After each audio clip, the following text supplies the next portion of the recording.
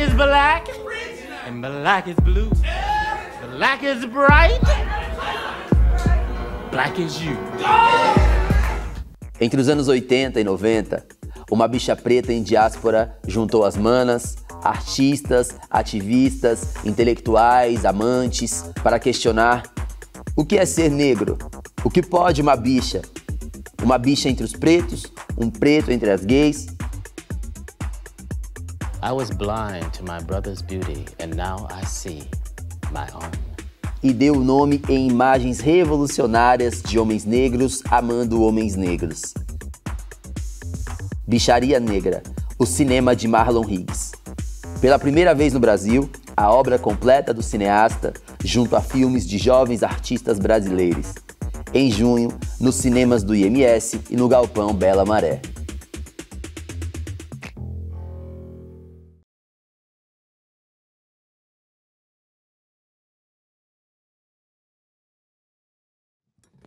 Eu tenho o prazer de chamar aqui para a nossa mesa de debate essas pessoas incríveis que eu separei até aqui, uma cola para eu poder apresentar devidamente.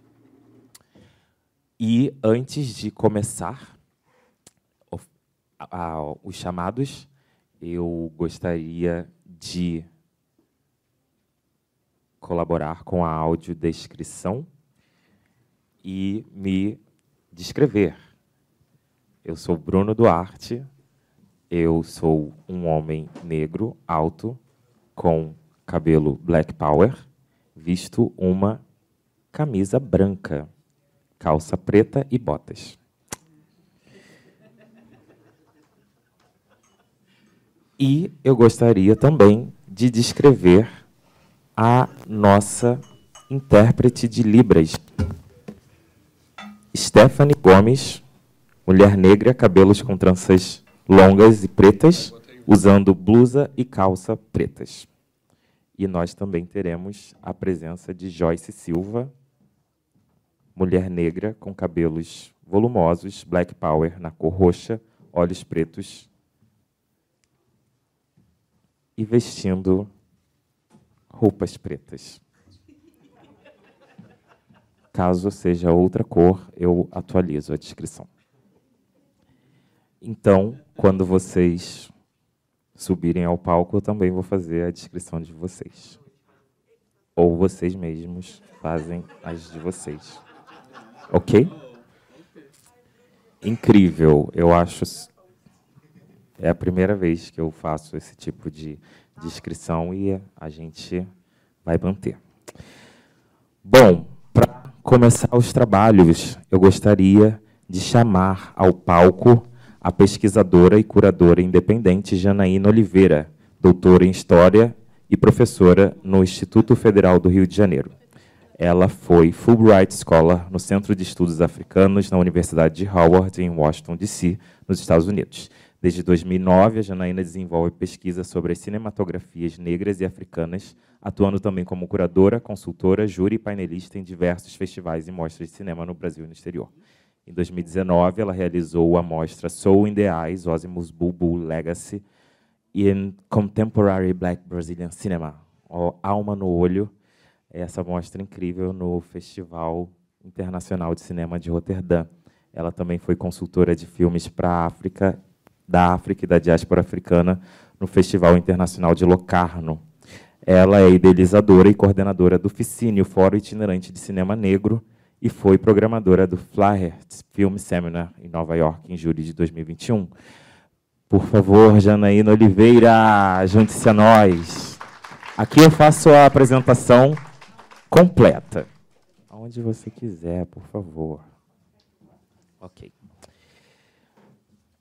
Na sequência, eu gostaria de convidar Adailton Moreira Costa, Babalorixá do Ilê Axé Miojuarô, tradicional terreiro de candomblé fundado há 37 anos por Mãe Beata de Iemanjá, localizado em Miguel Couto, Nova Iguaçu, na Baixada Fluminense, reconhecido pela forte atuação na promoção dos direitos humanos em sua localidade e em discussões de âmbito nacional. Adailton Moreira Costa é cientista social pela PUC-Rio, mestre em educação pelo PROPED da UERJ e doutorando em bioética, ética aplicada e saúde coletiva pela UFRJ. Também é coordenador do projeto Alajó, Novos Paradigmas para uma Sociedade Sem Racismo e Violência. Por favor, junte-se a nós.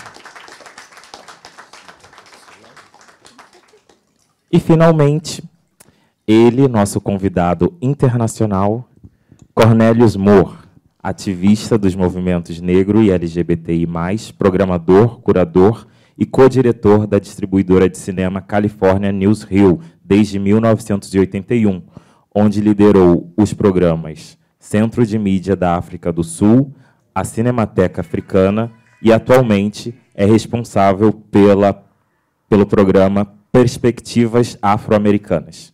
Ele também é curador do Museu da Diáspora Africana, em São Francisco. Atua como curador, programador e debatedor em diversos festivais e seminários em todo o mundo, como o Fly Art Film Seminar, o FESPACO, em Burkina Faso, o Black Star, na Filadélfia, o FICI, Festival Internacional de Cinema de Cartagena das Índias, na Colômbia. Colaborou também no Encontro de Cinema Negro Zósimo Bulbul, na nossa mostra 30 anos de Línguas Desatadas, no Toronto International Film Festival, no Pan-African Film Festival de Los Angeles e no Sundance Film Festival. Por favor, Cornelius Moore.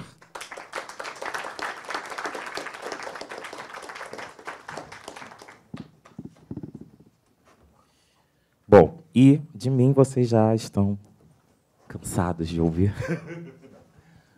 Brincadeira, sou Bruno Duarte, uma pessoa séria, curador da mostra, mestre em Comunicação e Cultura pela Escola de Comunicação da UFRJ.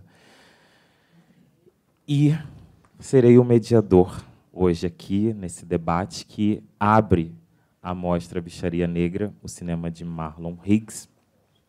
Antes de passar a palavra para as pessoas que convidamos para esse debate, eu acho que é importante falar sobre esse título.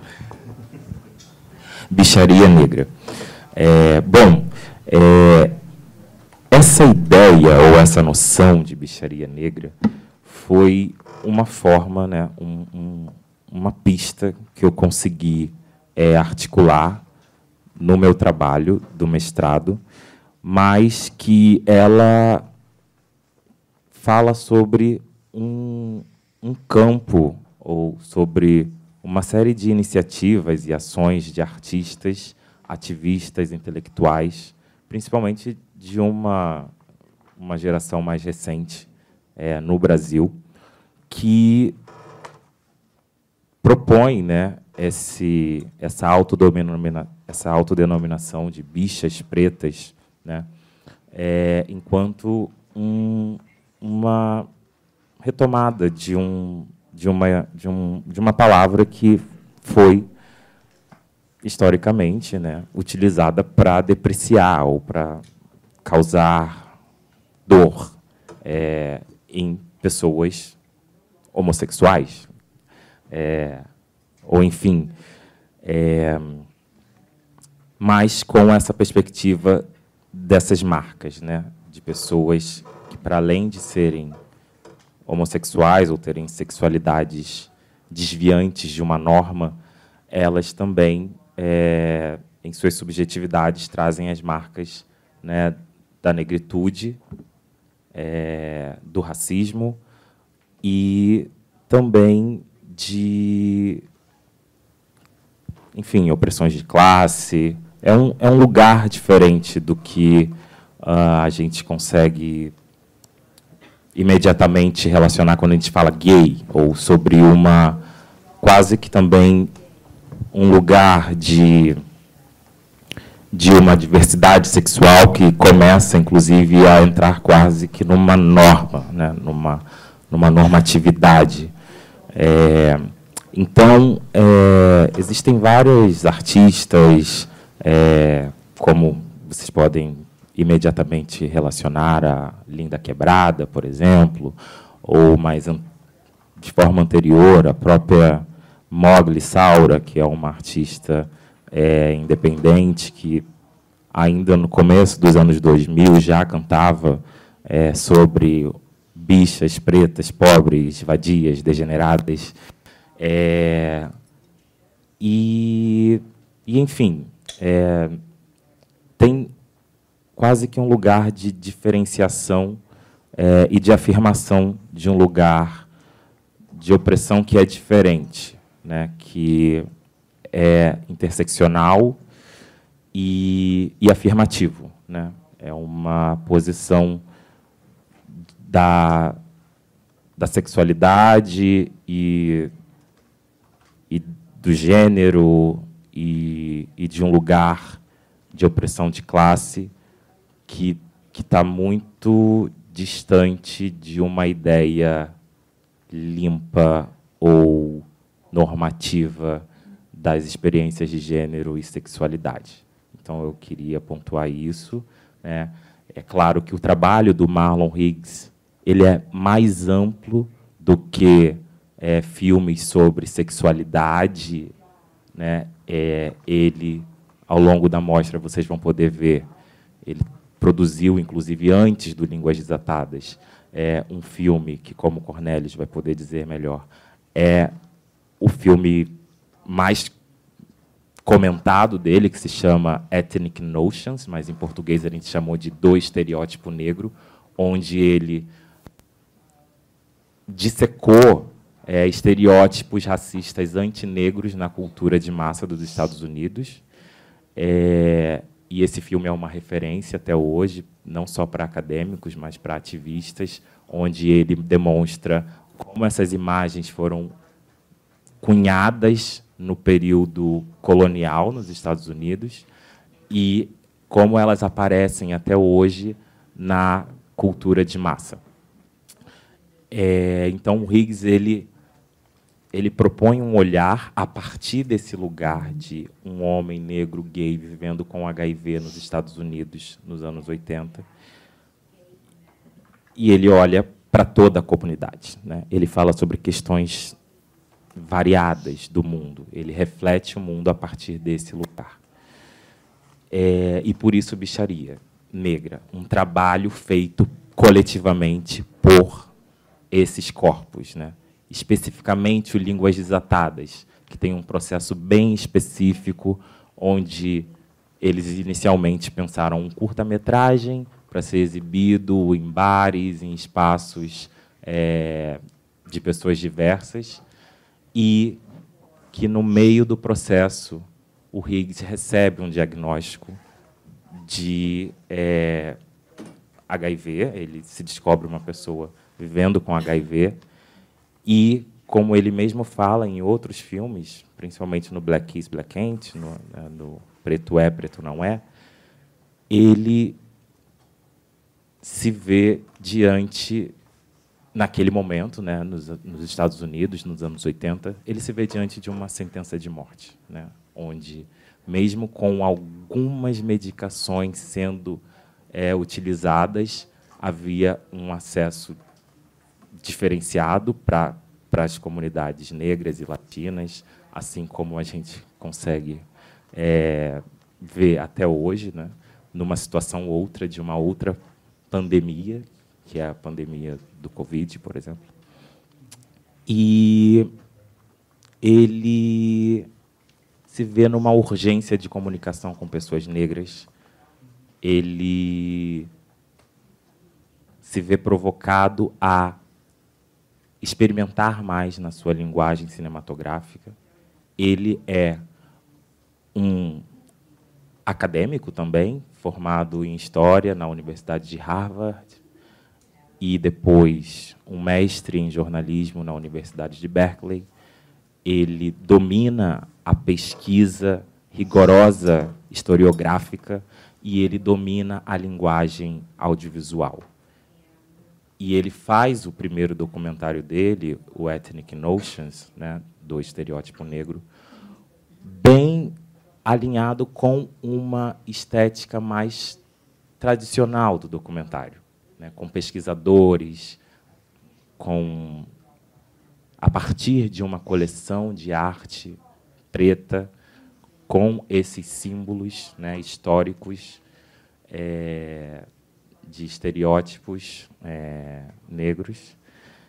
E ele extrapola essa linguagem, né, do documentário, se colocando em primeira pessoa, em Línguas Desatadas, que é o seu segundo filme, mas também produzindo a partir de uma coletividade, de um grupo de pessoas, de um grupo de homens negros com um objetivo comum, onde, nas imagens que eles produzem, essas imagens revolucionárias de homens negros amando homens negros, existem características que, para mim, informam, inclusive, um sentido ritualístico, né? Uma dimensão mágica, encantada, onde ele entoa mantras, como o Brother to Brother, do início, né? Repetidamente, de irmão para irmão, de irmão para irmão. Ele fala sobre as dores e delícias de ser um homem negro gay naquele momento. Ele fala sobre finitude, mas ele fala sobre afirmação, sobre essa saída de um ambiente privado para a esfera pública, né? Ele fala desse caminho do silêncio em direção a encontrar uma voz ou expressar uma voz, e ele fala sobre esse lugar de isolamento em direção à coletividade. Então, Bicharia Negra seria essa dimensão encantada desse trabalho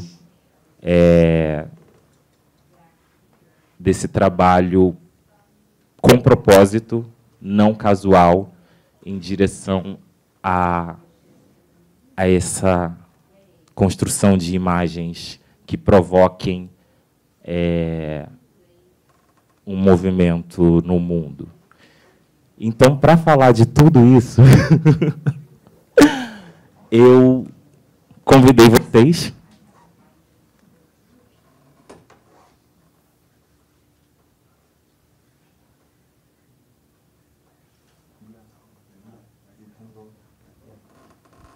Cornelius will be here in a few minutes. O Cornélio. E a gente vai começar, então.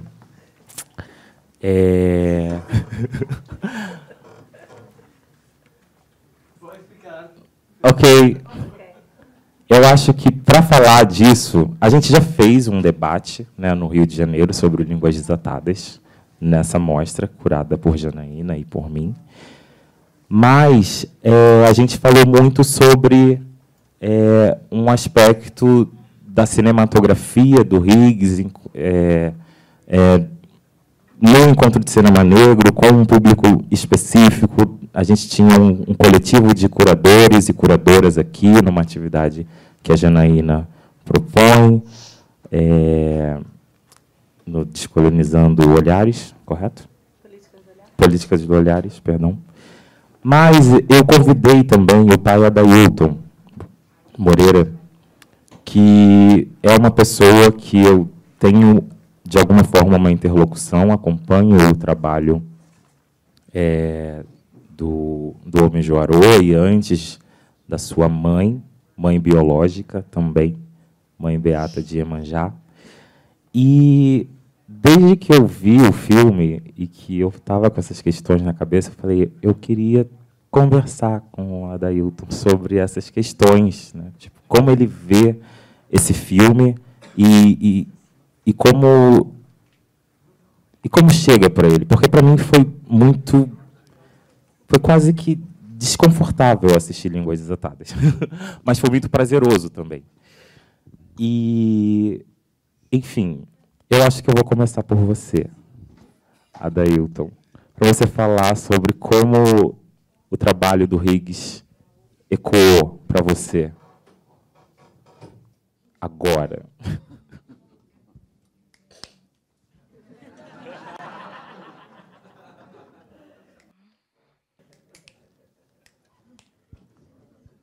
Bom, boa noite para todos e todas e todos aqui presentes.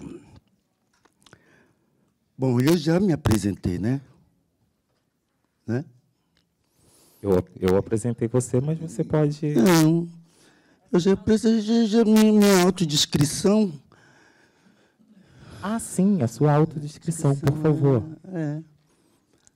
Eu já mostrei que eu sou ambidestro, né?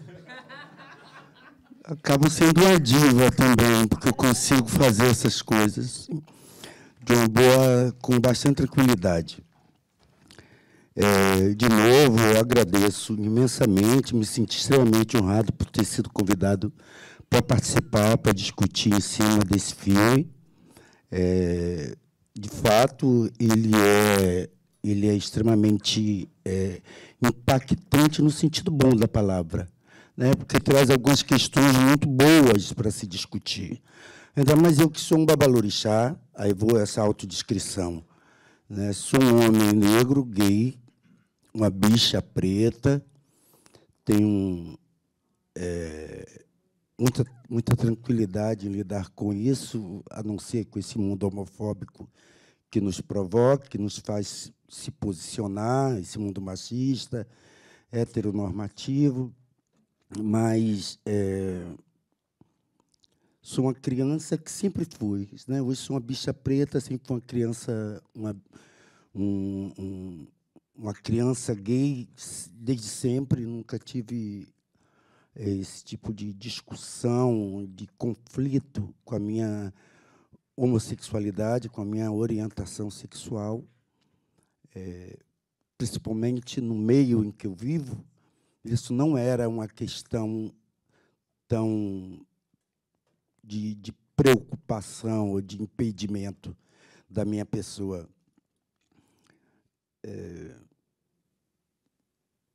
Sou um ativista pelas questões relacionadas aos direitos humanos, mas especificamente sobre a população negra, e é onde academicamente eu me debruço sobre essas questões. Mas, antes de tudo, eu sou uma pessoa negra. Eu sou uma pessoa negra. E isso, de fato, é o que me faz ter visto esse filme em 1989. Você continua vendo o quanto que ele é atual no sentido de principalmente no Brasil, de como que essa atualidade é fruto ainda de diversas violências, né? Ele é extremamente como se fosse uma máquina do tempo, que ele vai e volta, e eu vendo o filme, isso me fez observar algumas questões muito importantes, principalmente na minha tradição religiosa, que a questão das sexualidades é algo que, a princípio, não vamos romantizar, de que essa é uma tradição de que as diversas orientações sexuais elas passam batidas sem nenhum problema. Isso é um outro grande mito, porque é uma tradição de homens negros, de mulheres negras, e que o referencial de normalidade, de normatividade, ainda é dentro desse caráter binário. Ainda vive dentro desse caráter binário. Mesmo que a minha tradição lide com essas questões de uma forma muito tranquila, a posição do sacerdote gay, da Yalorixá, da mãe de santo, lésbica, ou de algum outro membro fuja desse status, dessa norma, ainda não é o ideal que nós pensamos enquanto respeito, enquanto relação de lidar com as diferenças, com as diversas orientações, em uma harmonia. Porque, de fato, a gente tem ainda todo o resquício histórico dessa colonização, que ela ainda é eurocidentalizada, machista, patriarcal, e que nós tentamos o tempo inteiro nos desvencilhar. E olha que eu estou falando de uma tradição em que você pode ter lideranças homossexuais, bissexuais, lésbicas e pessoas trans, mas ainda assim esse é um país em que se mata muito mais pessoas LGBTQIA+. Ainda é um Estado, é uma sociedade extremamente homofóbica, transfóbica, lesbofóbica. Então, isso não iria passar incólume, nem deixaria de atingir a nossa tradição de matriz africana. E é uma tradição em que sua grande população ela é negra. Então, nós somos pessoas que podemos lidar com essas relações das diversas orientações sexuais, mas ainda precisamos desconstruir esses estabelecimentos, essas normas de que ainda o padrão de orientação seja baseado na heteronormatividade.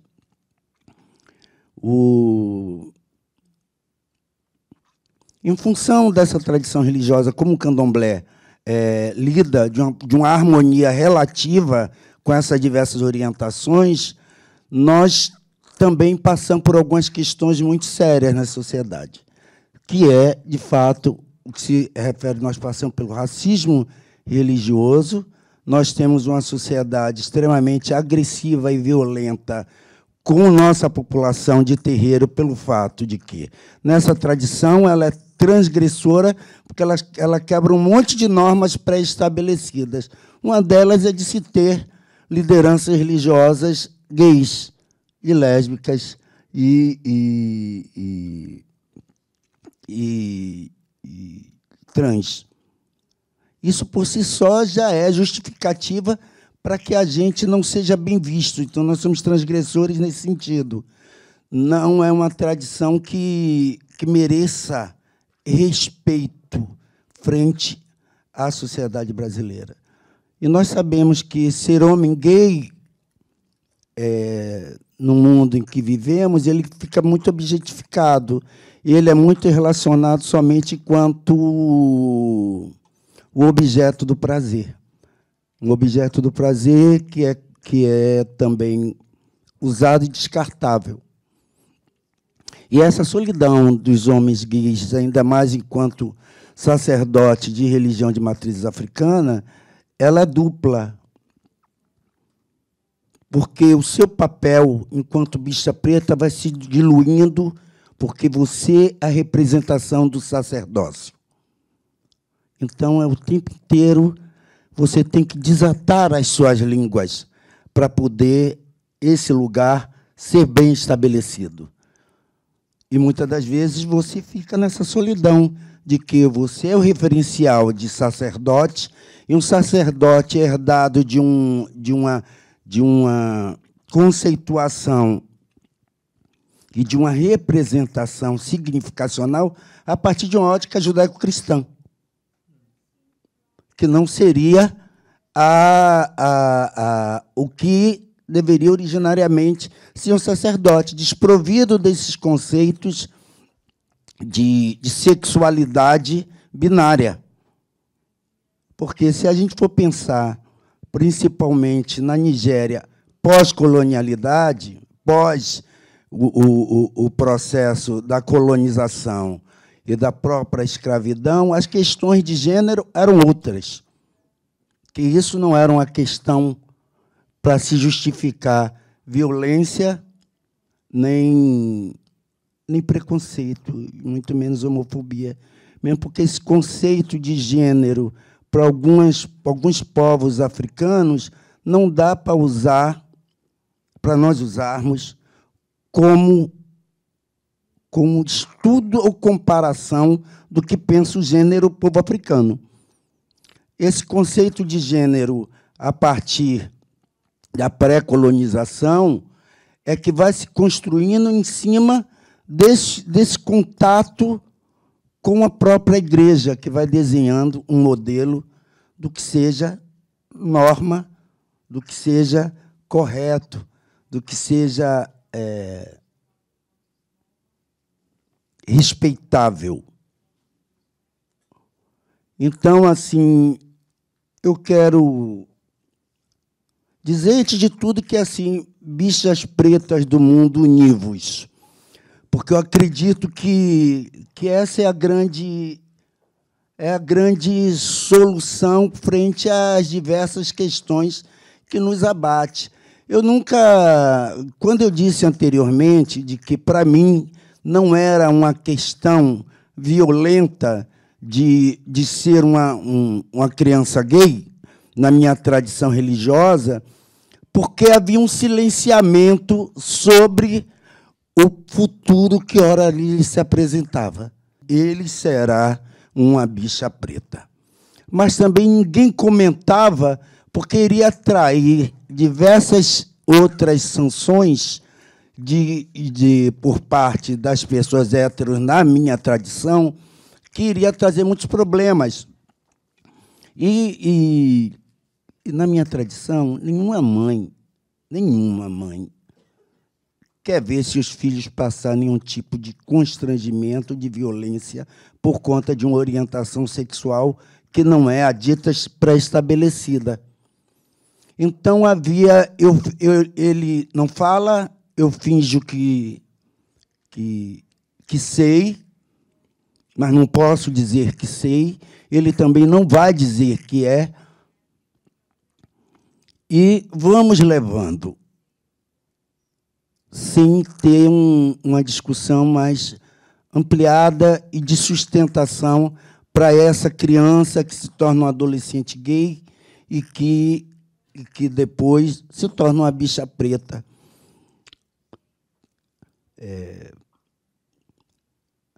Durante o Línguas Desatadas, algumas questões me suscitaram algumas outras discussões de que quem somos nós nesse sentido? Qual é a especificidade de ser uma bicha preta, de ser um homem gay? Qual é a personificação? Porque são diversas, né? Então, a gente vai encontrar nos diversos mundos algo em comum, que é exatamente essa luta por um lugar que não há.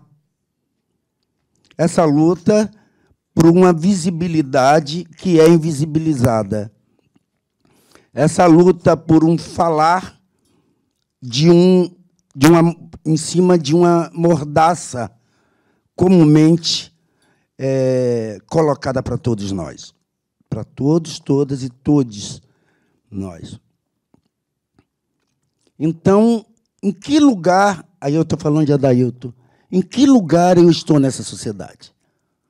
E aí eu falo assim, bichas pretas univos, trans pretas univos, lésbicas pretas univos, nesse sentido, porque você tem que buscar uma outra linguagem que seja a partir de uma cosmopercepção do ser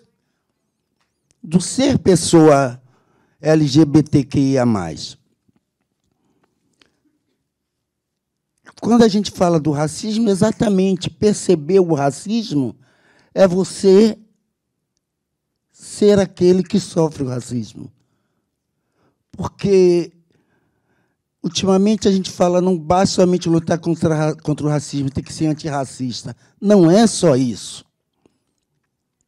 Não é só isso, é sair desse lugar da tutela sobre as pessoas negras e deixarem que as pessoas negras possam sentir o ser negro e lutar por suas pautas. Parceria é outra coisa.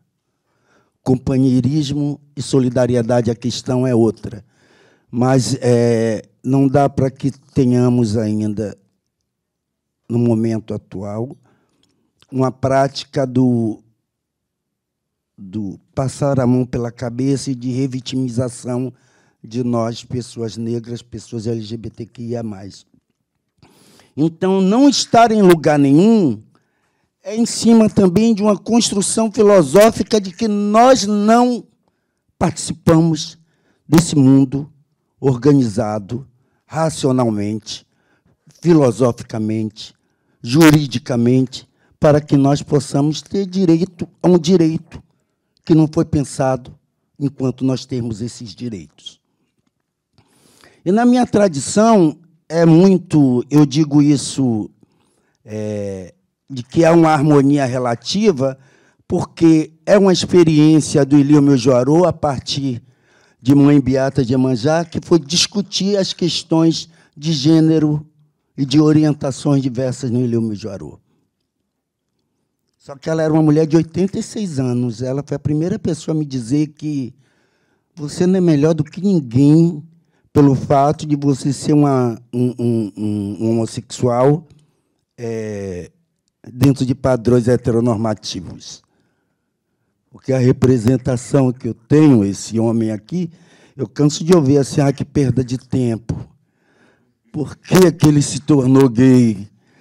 Um humano desse, mas é baseado exatamente no que as pessoas pensam do que é ser gay, né? O ser gay eu tenho que ser, eu não posso ser, não pode existir diversos gays.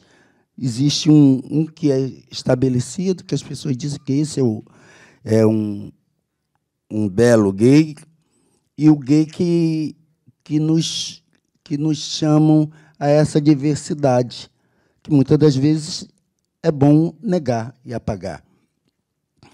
Então, nessa minha tradição, que nós temos diversos mitos de algumas divindades nossas, que não é nem determinado qual é o gênero, nós, em função dessa relação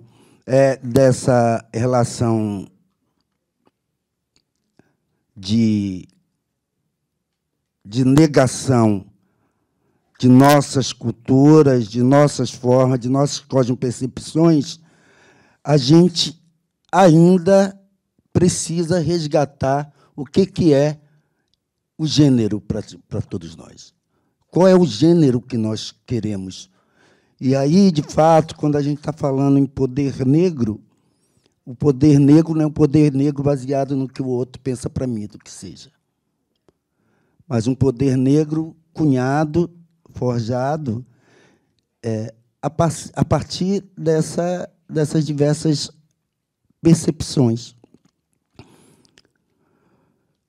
Nós temos uma divindade, Obatalá, que ele é o pai da criação, o orixá que gerou os seres.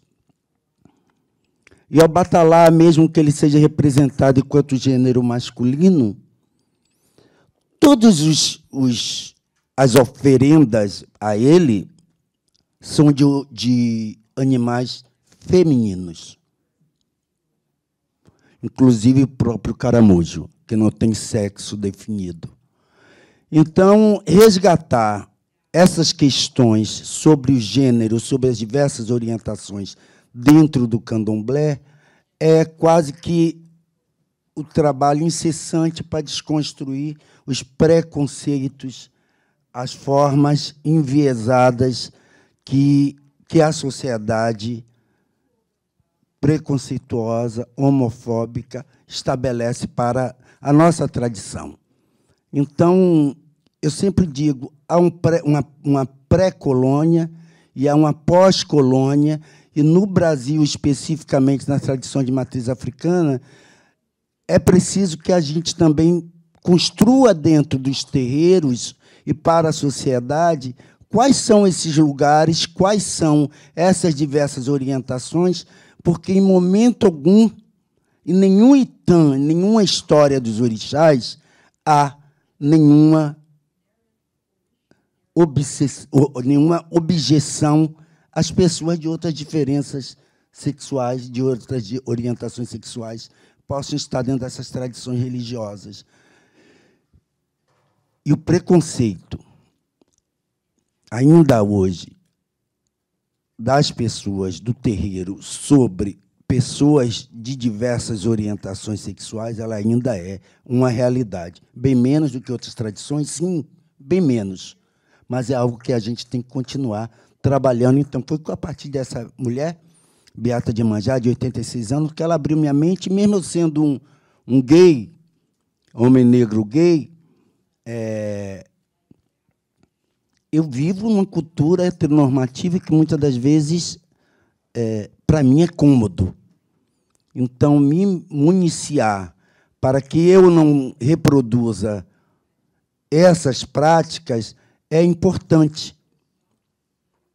Eu tenho que me municiar para ser vigilante comigo mesmo, Porque eu vivo em cima de uma cultura extremamente dominadora, dominante, que o fato somente de eu não fazer parte do que seja um gay, uma bicha espivitada, já me coloca em um lugar de privilégio.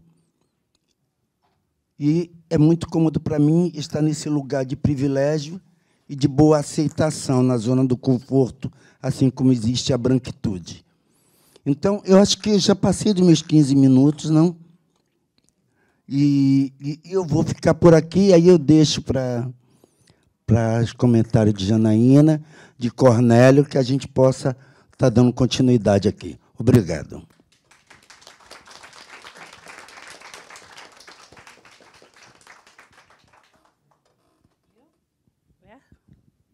Bom, vamos lá. Não.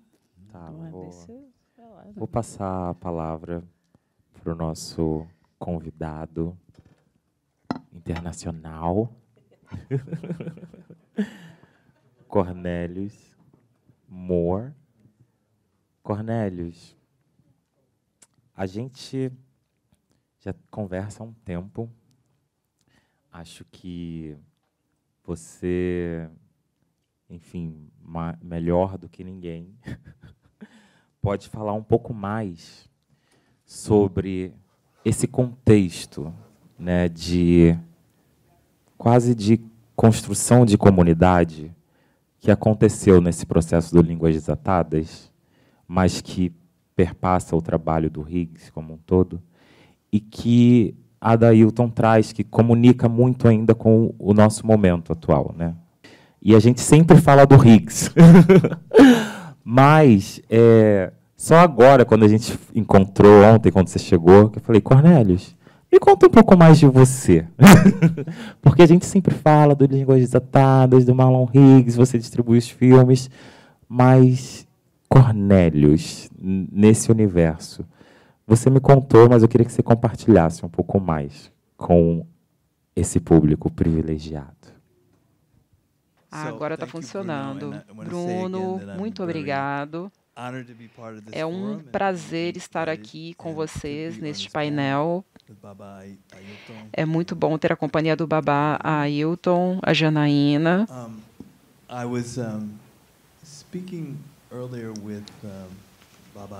Mais cedo eu conversei com o Babá Ailton e nós estávamos falando sobre a conexão com línguas desatadas e religião.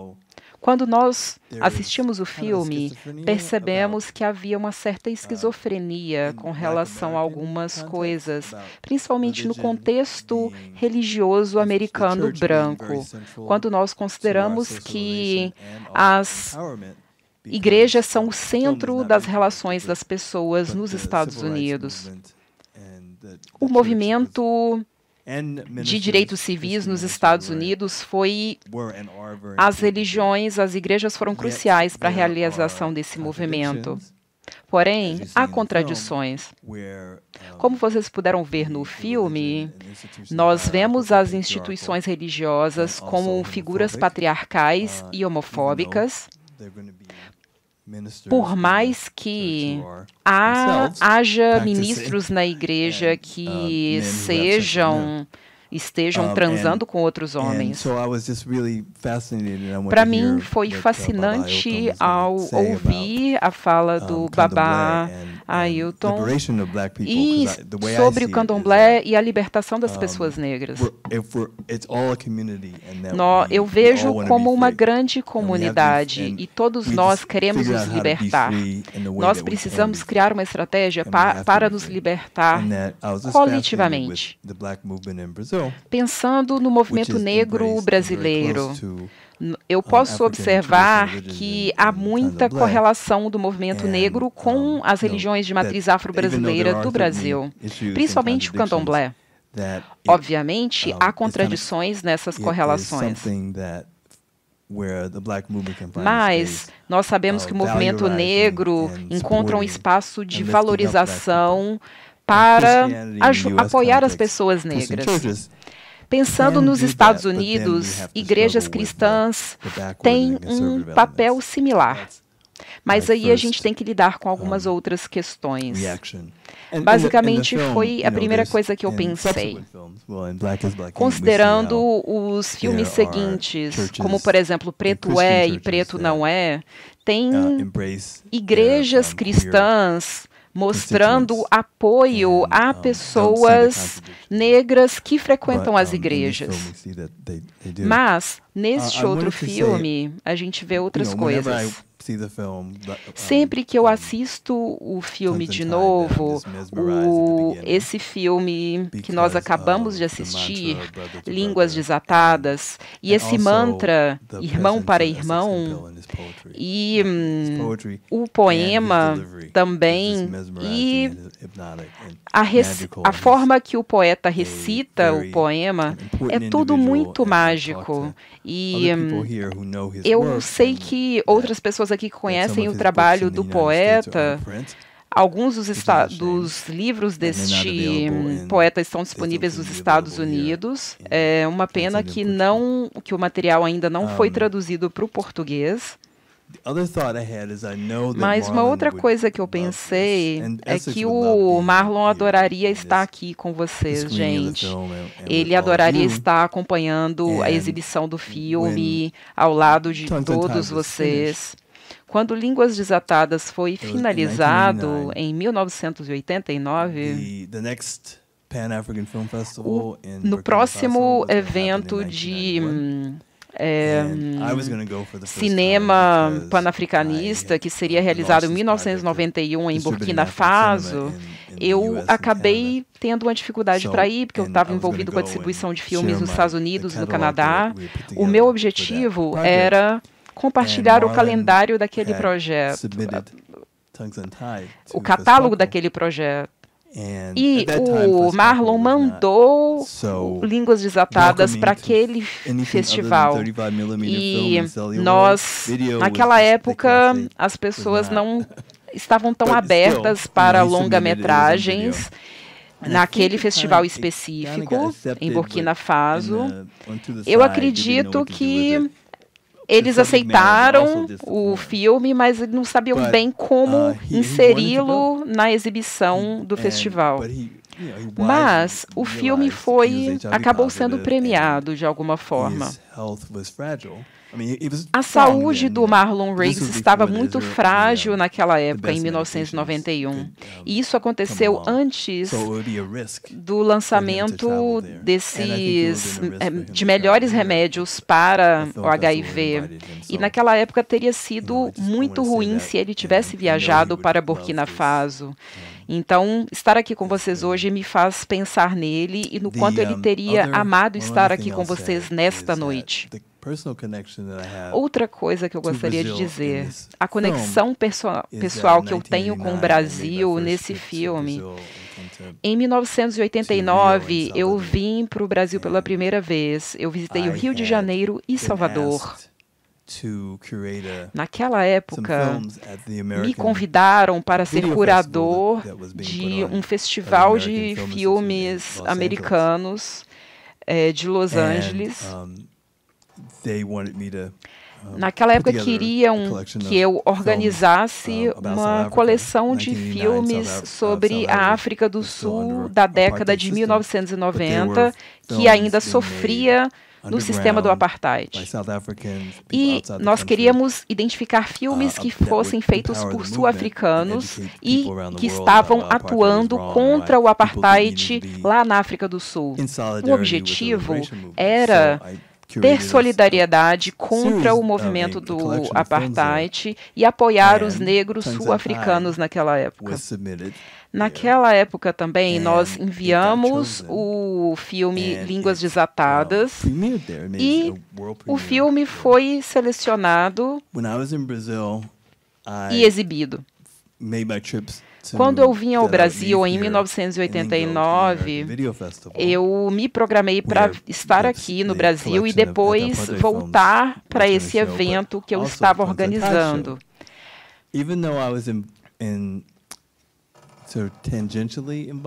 Por mais que eu estivesse relativamente envolvido com Línguas Desatadas, eu não estava escondido, né, dentro do filme, mas assim, eu estava como se fosse um extra no filme, sabe, como figuração.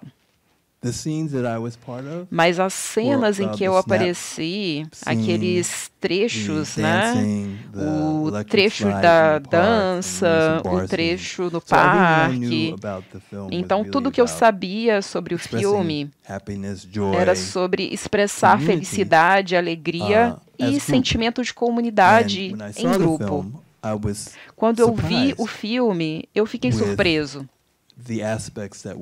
A minha surpresa estava relacionada a aspectos individuais, com relação à dor, perda, sentimento de solidão e sentimento de rejeição. E foi interessante que o Marlon sentiu a necessidade de colocar a história pessoal dele ali. E acabou se tornando algo autobiográfico, um projeto autobiográfico. Ele não falou sobre isso enquanto estava fazendo o filme, mas quando eu assisti o filme pela primeira vez, foi uma descoberta. Além do fato de ele ter trabalhado como documentarista, de ter sendo muito focado em fatos, foi interessante ver o esforço dele de fazer algo diferente. Ele se colocou em uma posição de vulnerabilidade. Ele estava perante a própria mortalidade por causa do HIV/AIDS. É muito interessante que para homens negros americanos de uma forma geral, eu não sei como os homens negros aqui no Brasil se lidam com vulnerabilidade ou com a necessidade de ser protegidos, porque a sociedade é muito violenta contra homens negros. Então, de forma geral, nós homens negros, nós evitamos nos abrir. Será que a gente vai sobreviver? Nós acabamos usando uma couraça para sobreviver. Esse filme questiona essa posição de não mostrar vulnerabilidade. Claro que a gente precisa ter raiva e ser durão, mas também precisamos ser gentis conosco para que nós possamos acessar nossos próprios sentimentos.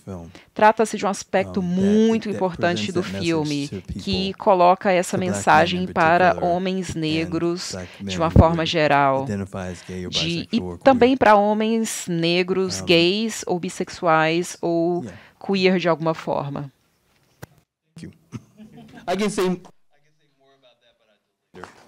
A gente tem mais tempo para falar. Palmas, palmas, palmas.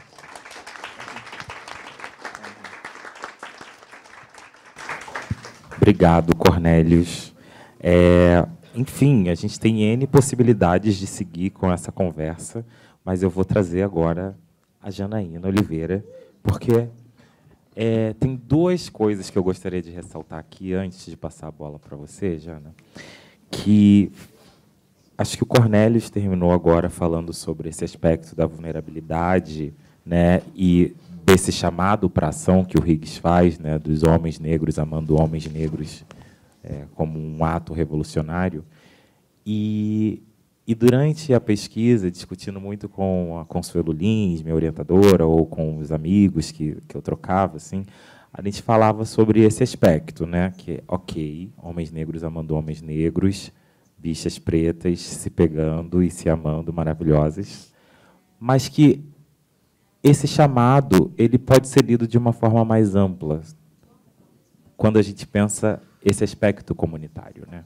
Pensando, hoje eu acho que ele falaria pretes amando pretes, é o ato revolucionário, né? Quanto esse senso de uma comunhão que não é extraordinária, não é algo que todo mundo precisa pensar igual e ter as mesmas opiniões, mas é um sentimento de comunhão ordinária, do dia a dia, de solidariedade e de emancipação. E quando o pai Adailton falou ali no começo sobre eu anotei aqui, para não esquecer, sobre linguagem, sobre a gente partir de uma ideia de negritude que, às vezes, nem é nossa, né? E que o Higgs vai questionar no Preto é, Preto não é. Não deixem de assistir esse filme. Me lembrou a uma articulação que a Leda Maria Martins faz num livro sobre o Teatro Experimental do Negro, A Cena em Sombras, que ela fala desse movimento que ela faz a análise a partir do Teatro Experimental do Negro, mas ela está falando de processos artísticos, né, no Brasil, e ela faz uma comparação com a cena de teatro negro nos Estados Unidos, e ela fala desse movimento que o Teatro Experimental fez e trabalhava, né, por essa causa, e que a gente pode identificar aqui nos processos do Higgs e em vários processos de arte, né, feitas por pessoas pretas, que é esse trabalho em direção à saída de um lugar de objeto enunciado para o lugar de sujeito enunciador. E a Janaína é essa pessoa crítica, teórica, pesquisadora, que tem olhado para esses movimentos de produção de imagens contemporâneas, mas não apenas, no Brasil e no mundo. Então, Janaína, por favor, traga o seu olhar a partir dessas provocações sobre a obra do Higgs e sobre o que você tem pesquisado, assim, sobre esse impacto dessas produções no mundo hoje. Nossa. Bom, boa noite a todas. Eu sou Janaína, eu sou uma mulher negra, eu estou com um vestido azul, que tem umas coisas laranja, estou de bota, eu tenho um cabelo comprido, um óculos grande e um sorriso grande também. Então, Bruno, obrigada pelo convite, mais uma vez, uma honra estar aqui com você novamente, com o Cornelius, com o pai da Ailton, né? Trazendo outras possibilidades para a gente pensar sobre a obra do Marlon Higgs. Enfim, tem várias coisas para a gente pensar, mas talvez eu tinha pensado um pouco. Vou chegar onde você parou um pouco, mas eu acho que era interessante também pensar esses dois momentos, né, que a gente tem essa possibilidade aqui no Rio de estar vendo os filmes do Marlon Higgs, que em 2019, né, foi aquele momento, né, que eu lembro de você. E essa articulação sua com o Cornelius, né, fundamental para tudo isso que está acontecendo. Em 2019, né, quando o Tongues and Ties, né, quando o Línguas Desatadas estava completando 30 anos, então o Bruno me procurou querendo fazer uma sessão, né, no encontro de cinema negro Os Olhos do Umbubu, né, e eu falei, não, pera, vamos fazer uma coisa melhor, assim, né, vamos fazer um tributo. A gente dá nome, né, mas a nossa vontade nem sempre corresponde à realidade. A gente não tinha, naquele momento, a condição de trazer muitos filmes, enfim, várias questões e dinâmicas, mas a gente conseguiu criar um espaço, né, dentro da programação para fazer isso que a gente chamou de um tributo. E aí isso foi muito, eu acho que foi uma coisa muito... Foi um momento muito especial. Foi um momento histórico e também muito especial. Foi histórico pelo gesto em si, pela celebração do filme, pela apresentação do filme para uma plateia, né, que não conhecia a obra do Marlon Higgs. A gente conversou muito sobre isso, né, a recepção das pessoas durante naquele dia, porque a gente teve um filme que passou no Odeon, numa sessão incrível, logo quase no segundo dia do encontro. E depois a gente teve no Museu de Arte do Rio mais 2 encontros, né, onde a gente repetiu Tongues and Ties e também passou o Black Ant, não foi isso? Né? E também teve uma conversa E foi um momento muito especial também, porque a gente estava até brincando antes, né, de falar aqui, né, você estava tomando um café ali, Juliana, 2019, né, aquele ano, aquele tempo passado, mas realmente 2019 aconteceu algo mágico durante o encontro de cinema negro, assim, né? Eu não acredito em acaso, acho que o acaso existe para quem está no mundo. E rolou uma confluência, né? Eu estava fazendo a primeira edição desse debate de políticas do olhar, então tinha um gesto de trazer curadores e curadoras negras para virem discutir curadoria e descolonização. A gente tinha a mostra do Marlon Higgs. Nesse contexto, né, veio para o Brasil também a Ria Combs, que é uma grande amiga do Cornelius, mas também é uma pessoa que, na época, ela era curadora da parte de cinema do Smithsonian, em Washington, e tinha uma pesquisa desenvolvida, acho que é o mestrado dela, né, o doutorado, sobre a obra do Marlon Higgs. E a gente estava no encontro, ainda tinha a presença do Thomas Allen Harris, que é um diretor de cinema, mas também um produtor, e que foi a pessoa que era diretor do PBS, né, da televisão pública, que passou o Tongues Untied, né, pela primeira vez na televisão. Então, foi um acontecimento, aquele 2019. Né?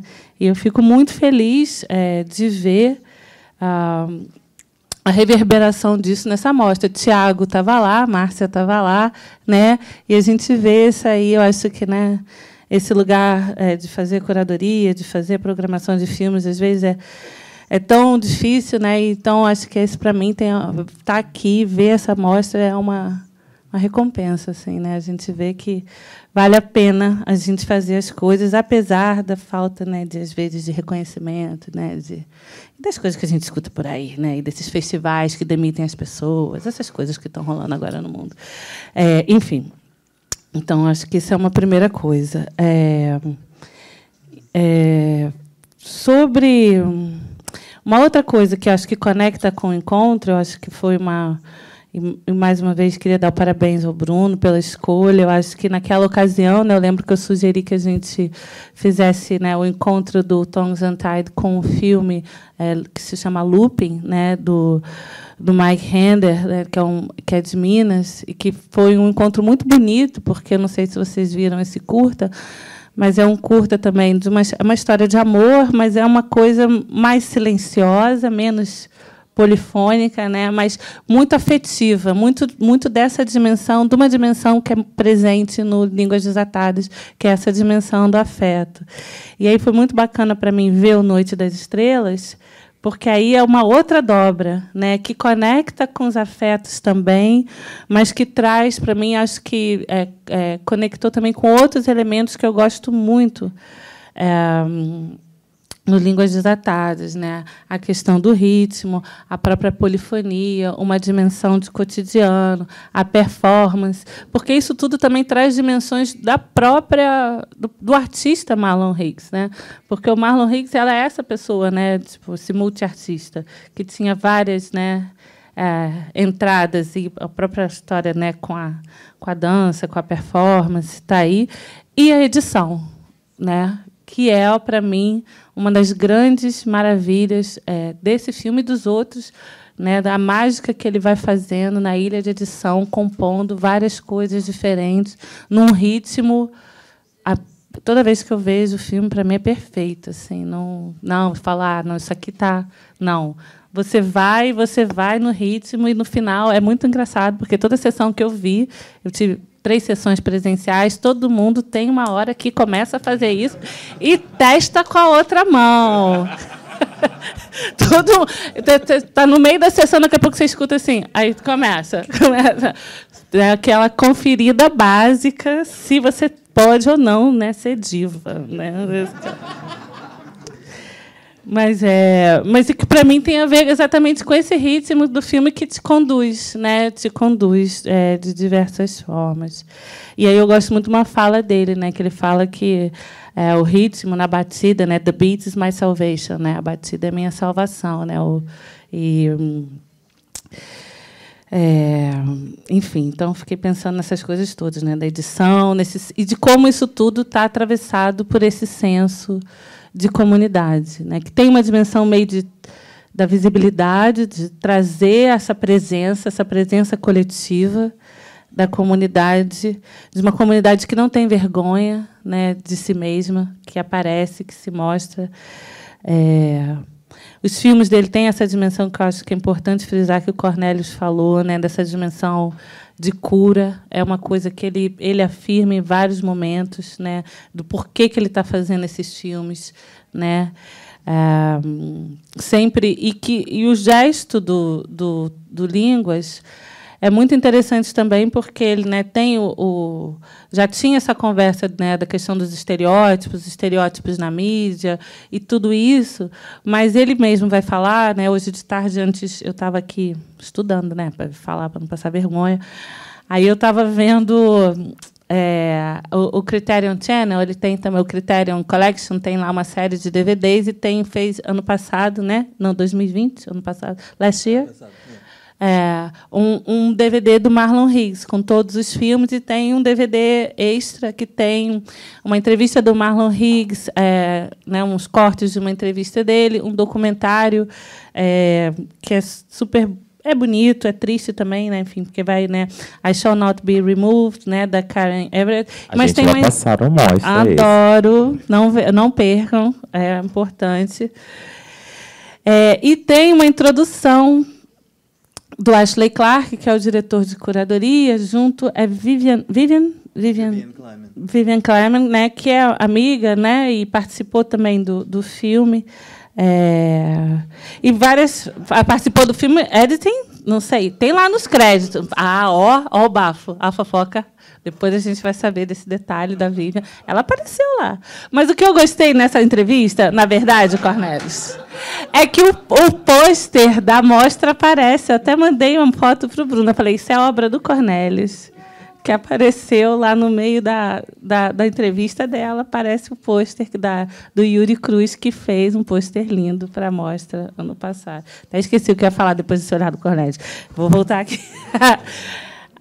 Não, mas o que eu estava pensando, e aí tem a ver com essa conversa, é um pouco essa... E pensando no filme, e o Cornelius um pouco comentou isso, né? Que era sempre uma curiosidade que eu tinha, né, de como é que o roteiro foi construído, e você trouxe um pouco isso, falando que, no final, você ficou surpreso com o que você viu, né? E tem um momento que ele fala disso, né, dessa necessidade...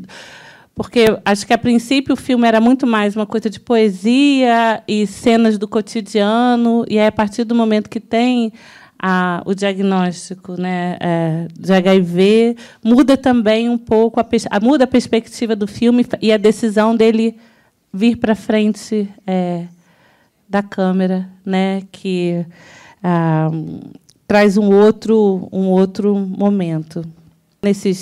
Nessas entrevistas e nesse filme que vocês vão ver, né, no documentário, e uma coisa que aparece, que não está aqui, que não está no filme, mas está nos créditos, é o companheiro do Marlon Higgs, que é o companheiro de vida dele e que é um homem branco, né? Então, eu acho que essa é uma informação que eu acho importante, porque isso é uma coisa que ele é confrontado ao longo, né, em vários momentos, né, de tipo, mas então você está falando aí do amor entre homens pretos, mas você é casado com um branco. E eu lembro de uma fala dele que ele vai dizer exatamente uma coisa um pouco no caminho que o Bruno estava dizendo, né, de que essa comunidade e essa afirmação desse amor preto, ela é mais ampla e mais complexa, né, do que simplesmente homens, né, aquilo que é a princípio, a mensagem, né, que chega. Então, acho que aí também uma certa polifonia, enfim, né, que é a vida, né, que não é assim, né, mas que eu acho que é mais uma camada, talvez, de afeto aí para a gente pensar. Eu não sei, acho que a gente pode também ouvir as pessoas e conversar. Eu acho que é um filme muito instigante, acho hipnótico por vezes, eu fico totalmente levada pela coisa do ritmo. E uma das coisas que me fascina muito também é a dimensão do cotidiano, né? Porque sempre tem uma coisa meio encenada, uma performance, uma coisa assim, mas muitas das cenas que a gente vê eram também cenas de cotidiano, né? E acho que talvez o Cornelius possa trazer um pouco mais sobre isso, que também atravessa esse universo do Marlon Higgs. E uma outra informação sobre a recepção para a gente pensar é que ele comenta em algum momento, né, nessas entrevistas, que todos os filmes dele foram exibidos na televisão pública, mas que o Línguas Desatadas, né, é obviamente o filme que vai receber uma série de críticas, e em alguns lugares não vai ser exibido, ou vai ser exibido em horário, 3h da manhã, 9h da manhã, né, fazendo aí um recorte. E aí ele vai fazer uma reflexão exatamente assim do momento, né, ele não usa essa expressão, mas dessa interseccionalidade, né, quando você junta a questão racial. Quando estava a questão racial no Ethnic Notions, tudo bem, as pessoas estavam vindo, aplaudindo, recebendo. Quando junta, né, o debate de gênero e traz essa experiência, né, do amor negro, aí a televisão e a repercussão já né, enfim, tem uma série de movimentos políticos que usam o filme como base de campanha para ir contra, enfim. E coisas assim, mas é só mais uma informação para a gente pensar junto a isso. Mas é isso. Obrigada. É isso. Outras coisas do olhar, do mundo, depois a gente... Muito obrigado. Você quer comentar, Cornelius? Do you want? Yeah, I mean... Conta a fofoca da Vivian. Que é disso que a gente gosta. No, it's more... I was on... Boy, this is a long story. Nossa, uma história longa. Vivian Kleiman is very important. A Vivian Kleiman é muito importante. Ela é presidente da Signifying Works e ela fez um trabalho muito importante de manter o legado do Marlon vivo. E esses arquivos na Universidade de Stanford são por causa dela. Mas, assim, ela e outras pessoas que estavam envolvidas em Línguas Desatadas, o Marlon foi o criador de Línguas Desatadas. E, basicamente, ia ser um experimento muito curtinho. Ele conseguiu $5.000 de doação de uma organização, basicamente. $5.000... mesmo naquela época, não era muita coisa.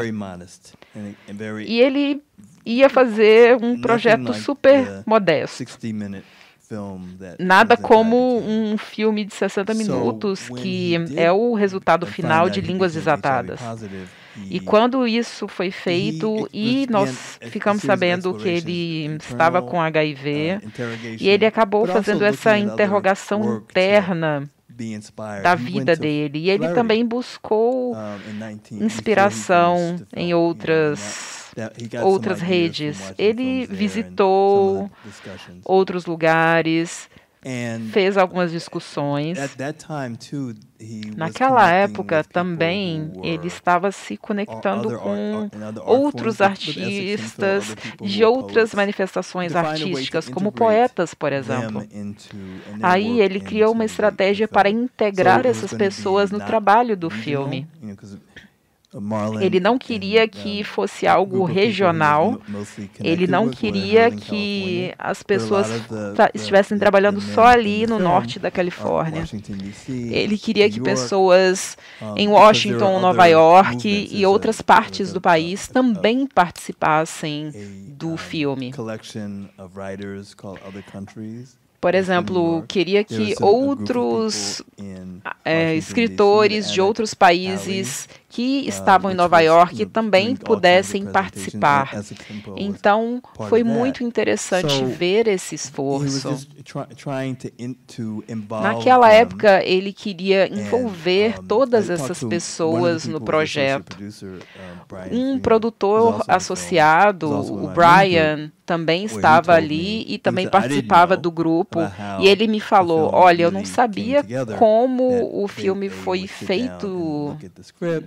E assim, basicamente, eles sentavam juntos, liam o roteiro, definiam quais poemas e quais poetas iam ser inseridos no filme. Mas assim, é muito interessante ouvir ele sobre a produção do filme. E eu acredito que o Marlon ficou surpreso com a acolhida do público ao filme. Depois do filme, do lançamento, as pessoas tinham perguntas e falavam, nossa, esse filme é o que? É documentário? É um filme experimental? É um documentário experimental? Então, tratou-se de um processo de descoberta para ele. E vários pesquisadores de cinema e pessoas vinculadas a filmes experimentais, por exemplo, elas sentiram que o filme era uma estratégia para aterrar muito as pessoas.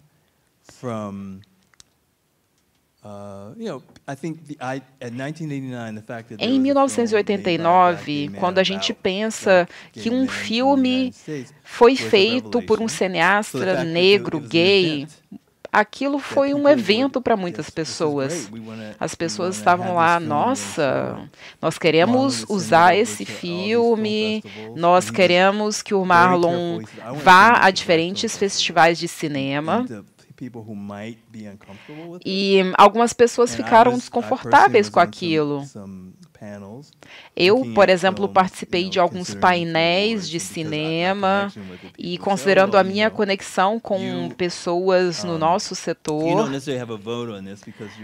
assim, às vezes você não pode votar porque você estava muito vinculado àquele cineasta que fez o filme, mas eu queria ter um esforço de ser justo.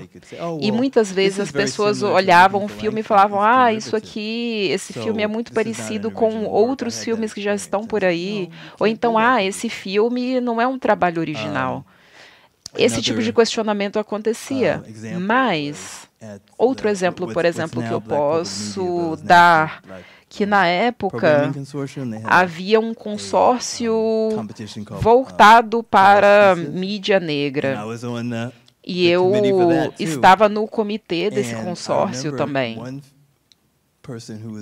E uma pessoa que estava lá, a reação dela de ver homens negros se amando, a reação dele foi assim: os homens negros precisam cuidar dos próprios filhos.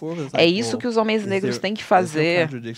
E a gente falou, olha, não há contradição com isso. Existem homens negros que são pais, e esses homens negros que são pais têm que cuidar dos filhos, fato.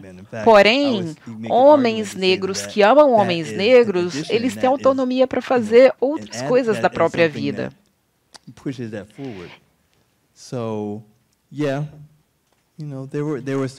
Então, assim, muitas pessoas realmente ficaram desconfortáveis com o filme, até mesmo pessoas que estavam trabalhando na televisão pública.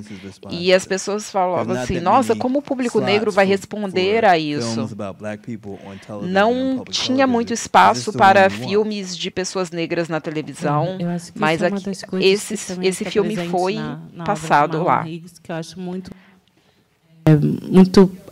potente, que ele faz a crítica interna também, né? Ele volta a crítica para a comunidade, que é o que tem muito também no Black Is, Black Ends, né? Tem essa dimensão de pensar o que são essas experiências negras e trazer essa tensão também, né? Tem uma das falas dele que nessa entrevistinha que tem da Life no DVD da Criterion, que ele vai falar que as pessoas sempre perguntam o que ele é. Né? Você é um diretor negro, gay, queer, gay, independente? Como é que você se define? Ele diz que eu posso ser tudo isso, mas que ele aceita toda e qualquer definição, porque o que ele faz mesmo é que ele quer subverter a caixa, né? Ele fala subvert the box by doing the work and doing it, né? Ele subverte a caixa, sai da caixa fazendo o trabalho que ele faz, né? Então acho que esse é enfim. muito essa dimensão de criticar, né, internamente, eu acho que é uma coisa bacana. One more thing about the reception for the film. Mais uma coisa com relação à reação ao filme. Tratou-se de um filme diferente, um filme com cenas diferentes, sentimentos diferentes. As pessoas que tinham experiência com trabalho experimental, por exemplo, para elas talvez tenha sido difícil entender um pouco o filme. Mas nesse filme que foi lançado em festivais e também distribuído em vários locais,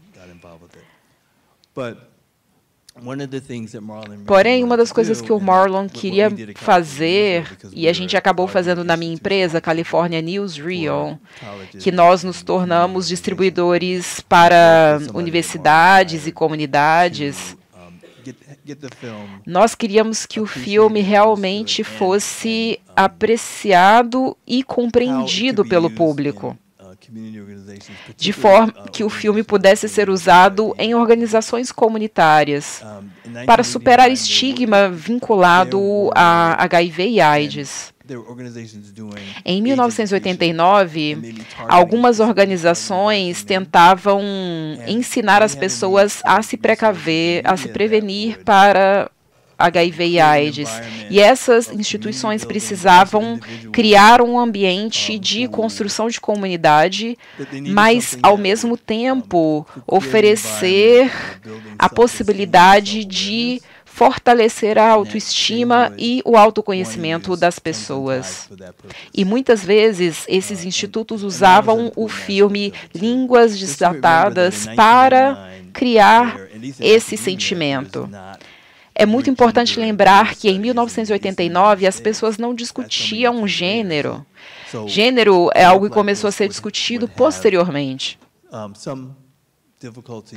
Então, havia algumas dificuldades nos meios acadêmicos para lidar com o filme, e naquela época os estudos afro-americanos não aceitavam muito bem o feminismo negro, nem questões queer negras.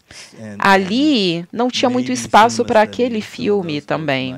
Então, talvez os pesquisadores vinculados a cinema, talvez eles recebessem melhor. Atualmente, nós temos um cenário mais favorável a receber esse filme, um cenário mais favorável a valorizar a vanguarda que esse filme representa. Às vezes as pessoas precisam de mais ou menos 24, 25 anos para realmente apreciar o trabalho do Marlon, escrever a respeito, e até mesmo nós, cineastas, nós podemos usar o filme nas nossas aulas e discutir o exemplo desse filme, o quanto que esse filme influenciou o nosso setor. Bom, acho que a gente já está chegando num limite de tempo e a gente gostaria também de ouvir perguntas da audiência. Eu só queria comentar que na tese da Ria, ela fala, ela pega um trecho de uma entrevista do Marlon e ela diz que ele chegou, inclusive, pegando esse aspecto que a Janaína trouxe, ele já chegou até a se definir enquanto o estilo dele enquanto promíscuo. Tipo, eu faço um tipo de documentário que não tem uma palavra para definir, então poderia ser promíscuo. E eu achei ótimo. O Higgs, realmente, quando eu fui buscar as referências assim para estudar e para falar sobre o trabalho, a primeira foi, óbvio, a tese da Ria, que, se não me engano, é de 2009, anos 2000. E ela fala sobre todo o trabalho dele. Na minha dissertação, eu foquei no Línguas Desatadas. Era muito pouco tempo e eu não conseguiria falar de todos, enfim. Mas, ao longo do processo, né, mesmo não tendo muitos textos, pouquíssimos textos, o texto do Heitor Augusto, né, no blog dele, né, do Urso de Lata, um texto da Lilia Foster, deixa tinham poucas referências textuais sobre línguas desatadas em português.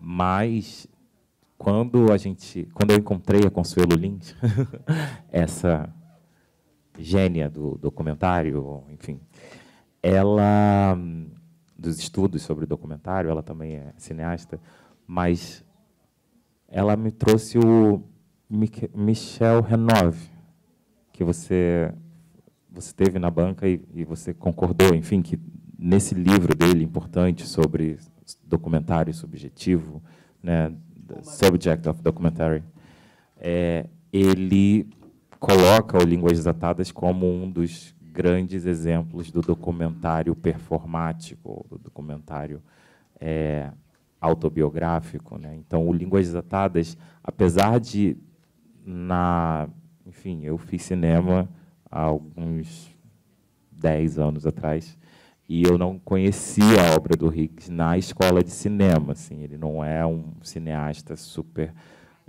comentado assim, na academia, mas ele tem um lugar muito importante para além das questões, né, do ativismo e das questões de raça, sexualidade. Quando ele traz esse grupo, né, o filme é feito a partir de uma cena de poetas negros, né, nos Estados Unidos, naquela época, o The Other Countries, que é um grupo de encontros de poesia que tinha como referência, né, o James Baldwin, era a voz preta gay da época, né. O Another Country é o Terra Estrangeira, em português. E perdi a linha da meada. Não, sim, Other Countries. Other countries? Other Countries. Other countries. Sim. E o Higgs, ele expandiu, ele avançou, né, num momento muito específico de produção cinematográfica, ali, onde tinha uma cena de cineastas independentes, ali, enfim, que estavam trabalhando a partir das chaves Cinema Verdade, Cine Verité, etc. Ele dá um salto, assim, ele faz uma curva quando ele, enfim, explora essa linguagem, mas é documentário em primeira pessoa, é ensaio, é performance, tem rap, tem, enfim, invenção. Então ele ele é um ponto fora da curva, assim, de uma historiografia do cinema, assim, mundial. Então ele está num lugar especial na história do cinema. Vamos abrir para perguntas. Eu posso fazer pergunta em inglês depois em português para o Cornelis? If you could, please, Cornelis, talk about, the information you have about Você poderia falar sobre essa informação que a Janaína falou sobre a estrutura do filme em termos de edição, uma edição tão rítmica, cheia de variações. Será que você poderia falar um pouquinho sobre isso? Porque trata-se de algo que me impressiona muito todas as vezes que eu assisto o filme. Além disso, isso se conecta muito à cultura negra brasileira, que é muito rítmica. Trata-se de algo que é incrível ver, é muito bom ver um filme assim, porque nós estabelecemos uma conexão com o ritmo. O filme é bastante rítmico. Se você puder falar um pouco a respeito disso. E também eu abro para o Adailton e para a Janaína. Adailton, eu gostaria de perguntar para você sobre ritmo e religião, sabe? E a Janaína também, o que ela falou sobre ritmo, seria muito bom enfatizar isso. Trata-se de um filme muito bem conectado com música negra. E é algo que a gente não vê muito. O aspecto rítmico do filme, porque é um filme muito rítmico e que varia entre momentos lentos, momentos rápidos, e a coisa do ritmo é algo da cultura negra brasileira e que o filme explora muito bem, e é muito bacana ver esse filme no Brasil, porque eu acho que a gente sente essa ligação. E pedir para a Adailton também falar um pouco disso, né, porque isso é algo muito forte nas religiões de matriz africana, e o filme tem algo de uma prece, né? Tem uma coisa que é rezada, que é cantada, que é a fala desdobrada. Isso foi algo que Janaína já trouxe na fala dela, a questão da montagem, do ritmo e dessa variação que eu acho que vi em pouquíssimos filmes.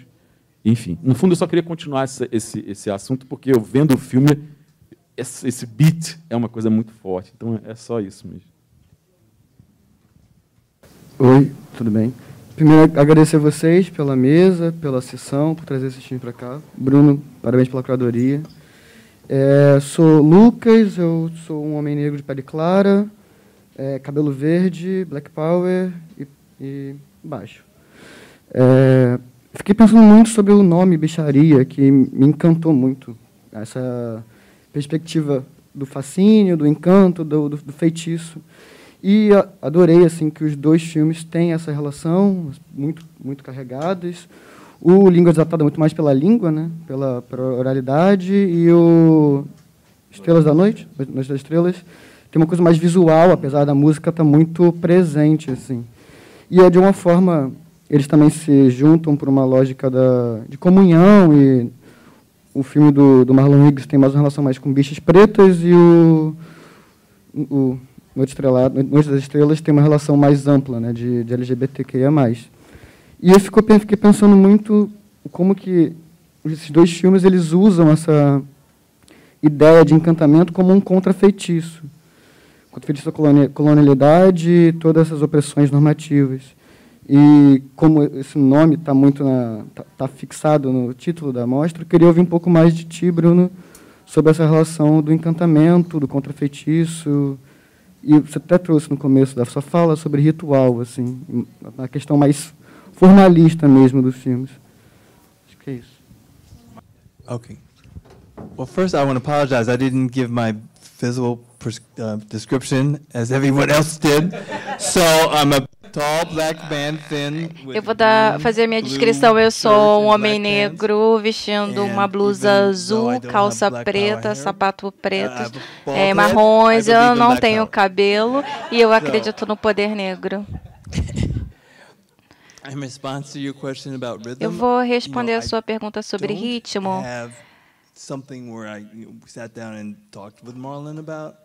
É uma coisa que eu não falei com o Marlon sobre essa questão, mas o Marlon estava muito interessado na questão da música.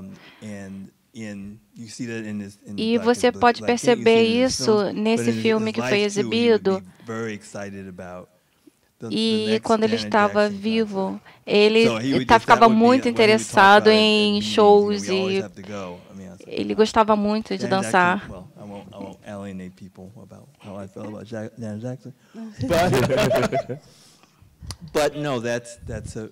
Bem, você trouxe uma questão muito interessante. Ele estava muito conectado à música. Perguntou, né, sobre a questão da religião e do ritmo e da música. Antes de falar, só para ele tem o primeiro filme dele, né? É um filme sobre blues, né? Sim, blues de Auckland. Então, e aí tinha um desses, sei lá, eu vi tanta gente falando dele hoje que eu já não sei mais quem falou, que falava assim, tinha um comentário sobre como nesse filme, que é um filme mais, digamos, tradicional, a forma como ele enquadra os músicos, a coisa com a câmera, do ritmo, já tem ali sabe, o pré do que a gente vai ver nos outros filmes, assim, e o amor dele pela música, que o Cornelius falou agora também. Então, acho que é um bom caminho. Eu fiquei curiosa, eu não vi ainda esse do Auckland Blues lá, não vi ainda. So just one more thing about someone asked. Eu queria responder outra coisa sobre que alguém perguntou sobre a oralidade do filme. Eu lembro que houve uma crítica naquela época que falava que esse filme não era muito visual por causa da poesia que era central no filme. E isso fazia o trabalho fluir. e tanto a oralidade quanto o visual estavam muito juntos, funcionando muito bem juntos. Adailton? Algo que eu percebi, que pude me identificar muito com o filme, é que, mesmo que a temática não seja da questão da religiosidade, a não ser quando a religiosidade se identifica enquanto um instrumento de opressão, de preconceito, mas tem uma religiosidade própria do filme e que identifica com a religião de matriz africana no sentido de que o ritmo que ele dá ao filme, o ritmo do corpo, esse corpo que é importante para nós da religião de matriz africana, porque é um corpo que fala, que se comunica a partir do momento da própria imagem em si, e que isso é próprio da nossa tradição. E aí não é somente a tradição do candomblé. Qualquer tradição de matriz africana, você vai perceber que esse corpo é o mesmo. Aí você vai encontrar esses sinais, esses códigos, como se fosse de religião. Mas não, é um corpo preto que está falando. Que aí não depende se ela vai estar na religião ou não. Que você vai encontrar, sim, essa forma de comunicação corpórea das tradições de matriz africana, você vai encontrar em qualquer outro tipo de expressão de negros em diáspora. É isso. Incrível. Acho que também, só para pontuar, que é isso, logo no começo do filme, ele diz, ele não fala a linguagem, mas ele fala, o que me resta é o rap. Então, acho que ele escolhe, né, uma linguagem também, né, enfim, ele usa múltiplas linguagens, mas ele deixa marcado a questão do rap, que naquele momento, né, eu costumo dizer, e me desculpem se existem pessoas que estudam rap, eu não sou um super conhecedor, apenas um admirador, mas o rap é uma tradição que foi aprimorada, se não criada, pelos homens negros, e que tinha um espaço muito específico de expressão da masculinidade e de um lugar também onde, obviamente, naquele período, de muita, eu não diria opressão, mas de desconsideração de outras realidades, no sentido de mulheres negras, pessoas diversas, homossexuais, enfim. Inclusive, num lugar, às vezes, sim, até do cômico, de zoação, de ser... O Kanye West, eu vi um filme na internet agora, que ele fala diretamente, o hip-hop precisa acabar com essa homofobia, nananá. Enfim, o Kanye West, que nem é uma pessoa super minha referência do rap. Mas eu acho que estou falando isso por conta de um lugar do rap, enquanto esse espaço de expressão do homem preto e aprimorado por eles, mas que feito por muitas outras pessoas, ainda mais agora, hoje.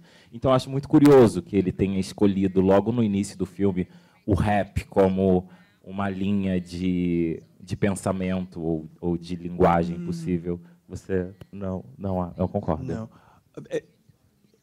If you're referring to the beginning of the film where você está se referindo ao começo do filme, quando o rap aparece, você quer dizer a música rap ou você quer dizer outra coisa? Porque naquela época podia significar outra coisa. Bem, tinha naquela época uma ativista chamado H. Rap Brown. Ele era ele era o líder de uma comunidade no final dos anos 80, e ele tinha o apelido de rap porque ele falava muito, ele era uma pessoa muito persuasiva. Ele falava sobre política, sobre ativismo, sobre coisas diferentes, sobre arte, poesia. Ainda que houvesse a intenção de convocar as pessoas a participar desse movimento, mas sim, assim era a poesia. Desculpa essa divagação sobre o rap e o Cornélio dizer que não é rap. Mas antes do rap, inclusive, né? Os spirituals, né? Como ele apresenta, tipo, o lugar da música e da fala e dos discursos, enquanto esse lugar onde a dor, de alguma forma, é transmutada em um movimento de afirmação, né? Ele fala das músicas que as pessoas escravizadas no campo estavam cantando, ou o que se entoava nas marchas, né, de protestos, ou a forma como os próprios discursos realizados em espaços religiosos, ou a forma como Martin Luther King declamava os seus, enfim, ou fazia os seus discursos. Enfim, de qualquer forma, uma conexão sobre como a palavra é utilizada com um ritmo e com uma poesia do rap, que pode ser... E eu acho que isso só torna assim, mais intenso, mais fantástico a coisa da edição. Se você pensar que ele está em 1889, ele não está editando lá no supercomputador que faz 2 cliques, entendeu? Eu acho que isso é uma coisa também, porque o filme da abertura, o Noites, quer dizer, é um filme super moderno, com 1000 transições, e vai. E aí não estou desqualificando isso, não, gente. É trabalho igual, só que é diferente você editar um filme naquele ritmo, naquela velocidade de 1889. 1900. Desculpa, gente, vocês entenderam. 1989, a dislexia. Então, acho que isso, né, precisa também ser considerado nessa vanguarda do que ele está fazendo, né? Porque é isso, né, dessa linguagem desse documentário. Eu gosto documentário promíscuo, é legal, eu gosto também, porque eu acho essa ótimo. insistência do cânone, né, tem que enquadrar, né? Vai arrumar uma denominação super complexa, um documentário autobiográfico, performático, tudo isso porque a gente precisa botar naquela caixinha, né? E eu acho que o filme escapa. É isso. Com certeza. E só para responder sobre a bicharia, e eu estou vendo agora, finalmente, depois, que o diretor e pessoas que participaram do filme, a Dominique, estou vendo, Paulo Vitor Lino, Matheus, Gabriel, por favor, vem aqui rapidinho, Noite das Estrelas. A Noite das Estrelas está aqui. Enquanto elas chegam, eu queria falar... Enfim, você já falou tudo, Lucas. Assim, a bicharia, e aí bicharia negra, porque acho que é uma aproximação de magia negra, eu acho que de trabalho, né, um trabalho feito por bichas pretas. E, apesar de eu não ser muito assim dessa escola, mas a Beija-Flor fez um desfile maravilhoso esse ano, e no samba eles falam, né? Nossa gente preta tem feitiço na palavra. Então, enfim, tem N possibilidades de leitura para essa ideia que já está posta, né? Acho que, enfim, tem o Bicha Preta, da Linda Quebrada, tem Bicharia, ela fala no Necomancia também, na música com a Glória Groove. Tem trabalhos e tem propostas, né, de um campo que não é para ser definido também, assim, né, como a Janine falou, não é para botar numa caixa, é mais para você indicar, você vê corpos que estão, de alguma forma, fazendo trabalhos que se conectam e se atravessam e que têm essa potência, que é uma palavra super desgastada, mas de um trabalho coletivo, de uma conjuração, quase, né, de um feitiço, de uma magia, né, que é a bicharia. Vem cá, Paulo Vitor e Dominique! Levanta. Paulo Vitor dirigiu junto com sua irmã, as mais bonitas da Maré. Foram batizadas por quem mesmo que foram batizadas? Por nós mesmos. Por nós mesmos. Não, mas no filme elas falam, foram batizadas por alguém. Mesmos. Exatamente. As mais bonitas da Maré. Paulo Vitor, fala pra gente do seu filme rapidinho, que acabou o tempo, a Loucas, e convida para amanhã, né? Dominique também, vem cá. Dominique de Calafrio, uma salva de palmas. Nossa estrela do cartaz. Então, boa noite, eu sou Paulo Vitor, eu dirigi o Noite das Estrelas junto com meu irmão, Wallace Lino. A gente começou a pesquisar o Noite das Estrelas já desde 2019, para quem não sabe, Noite das Estrelas era um dos shows de uma série de shows que aconteciam na Maré na década de 80 e 90, que eram produzidas e protagonizadas pelas LGBTs de lá do território. Então a gente fez um resgate dessa história, aproveitando as artistas negras LGBTs contemporâneas, né? A Dominique, a Queen Bihu, para a gente fazer essa cruzar o tempo, né, e trazer essas relações da Noite das Estrelas para ver como ela se manifesta na gente também, né, que de uma certa forma somos pessoas negras LGBTs que estão pensando, produzindo arte para aquele território. E aí, em 2021, a gente ganhou a Lei Aldir Blanc e aí conseguimos fazer a produção do filme junto com uma ficha técnica incrível, né? E saiu esse resultado lindo, né? Que é o que a gente está exibindo.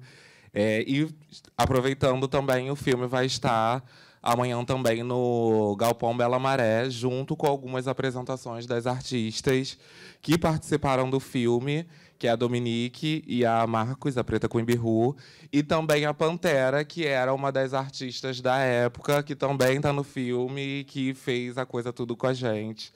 Então vão lá na Maré, 6 horas, vai dar tudo. Vai ter Mariô também.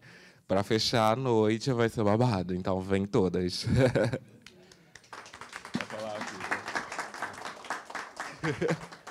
Eu acho...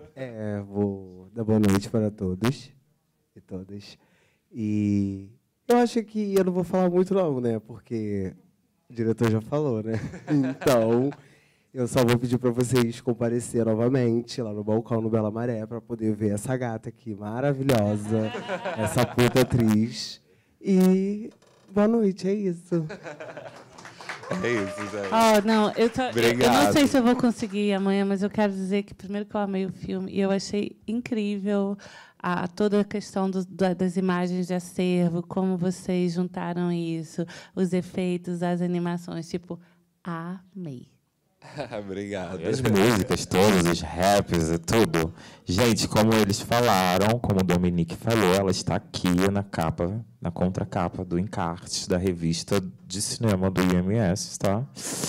E, por favor, não esqueçam de retirar lá na porta e lerem os textinhos, né, que estão aqui, que deu muito trabalho. Tem um texto meu, um texto do Cornélios. E a programação completa, né, gente? Por favor. Hoje foi só a abertura e já foi babado. Então, amanhã na Maré, festa com a Mariô. É a primeira vez que o IMS está fazendo uma mostra de cinema fora da casinha. E vai ser um prazer receber todos, todas e todos lá. Muito obrigado. Janaína Oliveira, Adailton Moreira Costa, Cornélios Moore, Paulo Vitor Lino, Dominique de Calafrio, as nossas intérpretes, a tradução simultânea, Márcia, Tiago, IMS, público. Muito obrigado, boa noite! Foto!